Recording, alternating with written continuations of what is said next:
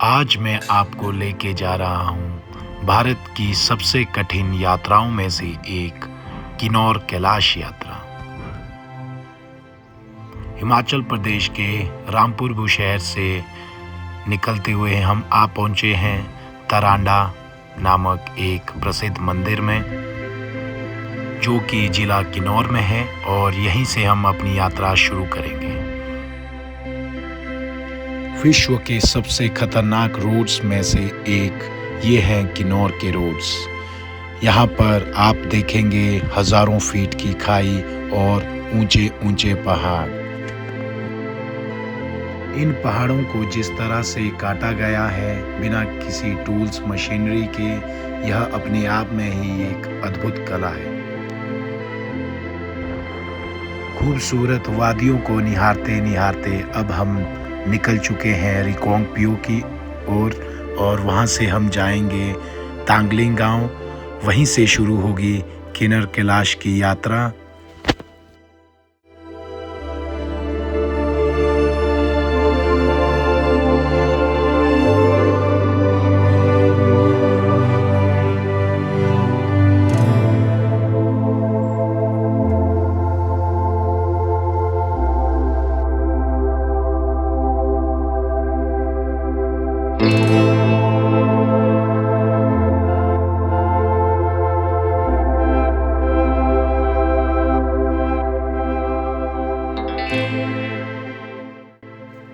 मेरे हाथ में आप देख रहे हैं न्योज़ा।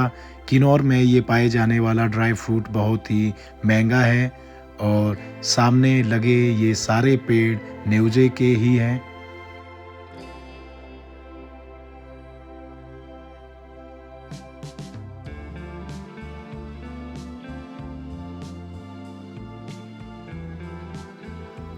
अभी हम पहुंच चुके हैं तांगलिंग गांव में। ये सामने आप देख रहे हैं तांगलिंग गांव। यहाँ पहुंचकर सबसे पहला काम है रजिस्ट्रेशन का, क्योंकि बिना रजिस्ट्रेशन के यहाँ से आपको पुलिस वाले या सिक्योरिटी फोर्सेस आगे जाने नहीं देंगे।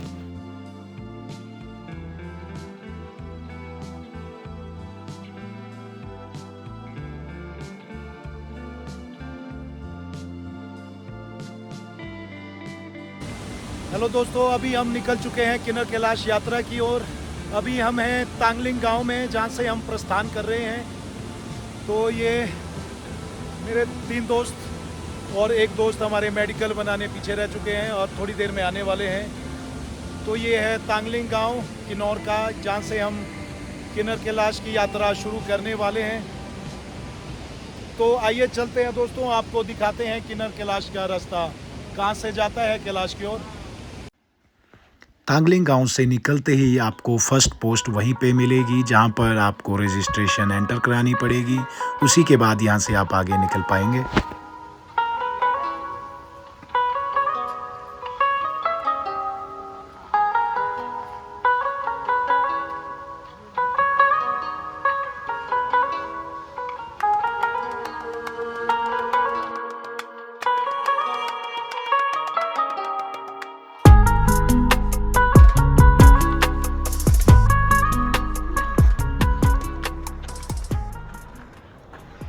किन्नौर का बहुत ही फेमस जो ड्राई फ्रूट, जो मैंने आपको पहले भी बताया था, न्योज़ा।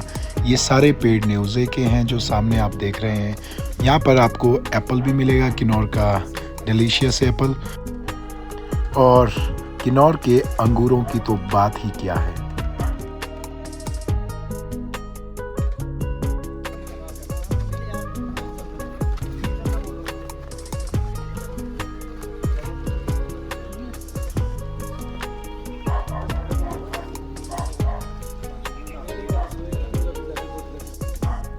यहाँ पर आप देखेंगे घास को किस तरह से काटा गया है और कैसे सुखाया जाता है, जो कि आगे सर्दियों में काम आएगा।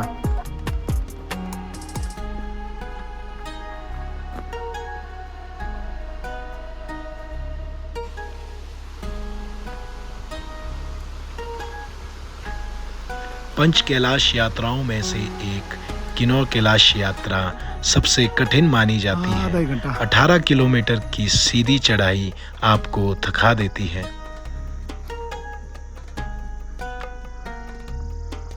ये हम आनंद ले रहे हैं किन्नौर के डिलीशियस ग्रेप्स का। ऐसे ग्रेप्स आपको कहीं भी देखने को नहीं मिलेंगे। अंगूर खट्टे नहीं मीठे हैं।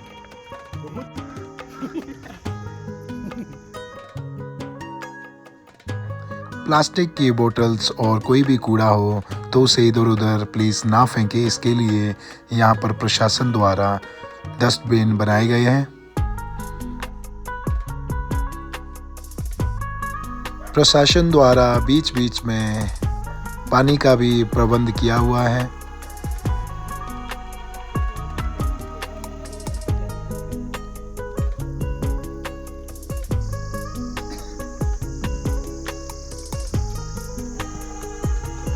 तीन घंटे की चढ़ाई के बाद हमें एक ढाबा मिला जहाँ पर हम थोड़ा सा रिफ्रेशमेंट लेंगे और उसके बाद 1 घंटे की चढ़ाई हम चढ़ेंगे और पहुँचेंगे गणेश पार्क।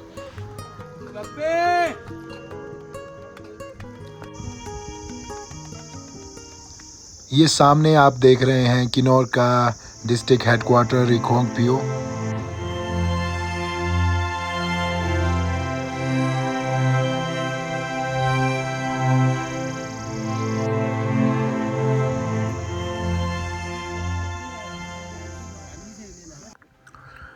अभी हम पहुंच चुके हैं गणेश पार्क में। आप देख रहे हैं यहाँ पर बहुत सारे टेंट्स हैं। आज हम यहीं पर रुकेंगे। रहने के लिए और खाने के लिए यहाँ पर उचित प्रबंध किया गया है प्रशासन के द्वारा। बहुत भूख लगी थी तो हमने खाना खाया और अपने लिए एक टेंट भी बुक कर लिया है।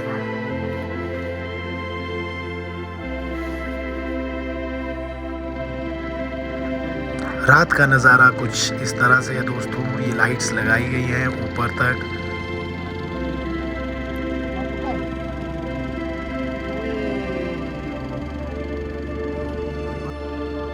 रात को 12 से 1 बजे यहाँ से हम चढ़ाई शुरू करने वाले हैं और नेक्स्ट डे वापस आएंगे 11-12 बजे तक यहीं पर। तो ये कुछ इस तरह से है रात का नज़ारा गणेश पार्क का।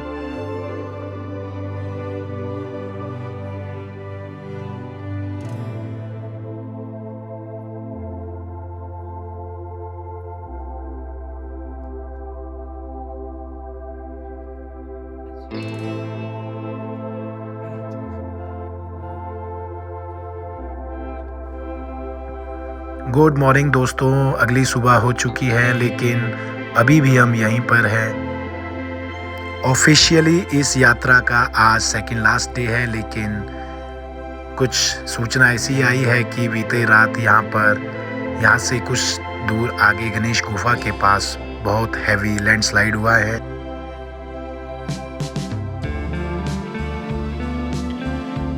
यहाँ से आप दर्शन कर पाएंगे किन्नौर कैलाश भोले बाबा के। जय हो बाबा। इस लैंडस्लाइड में 2 लोगों को गंभीर चोटें आई हैं जिन्हें स्ट्रेचर पे सिक्योरिटी फोर्सेस के द्वारा यहाँ पर लाया गया है और आगे शिफ्ट कर दिया है हॉस्पिटल में।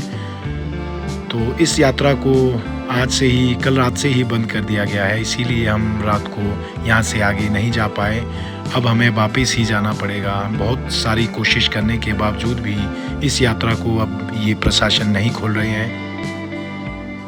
तकरीबन 400 के करीब यहाँ पर लोग रुके हुए हैं। उनका भोलेनाथ का दर्शन करने का सपना इस बार पूरा नहीं हो पाएगा।